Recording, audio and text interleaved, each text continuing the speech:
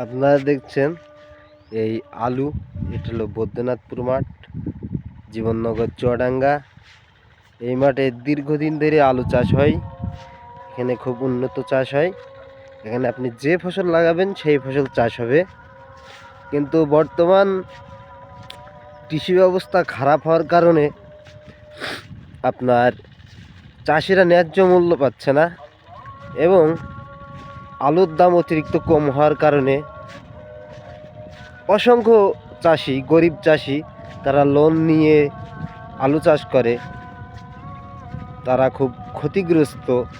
হাজার হাজার মানুষের, এমন হাজার হাজার মানুষের আলু সব স্টোরে আছে, এখন বর্তমান তো তার দাম নাই। সেই কারণে চাষিরা অনেক লসে আছে। আশা করছি সামনের বার থেকে আলুর দাম বৃদ্ধি পাবে এবং সাধারণ চাষিদের হাসি ফোটাবে সরকার।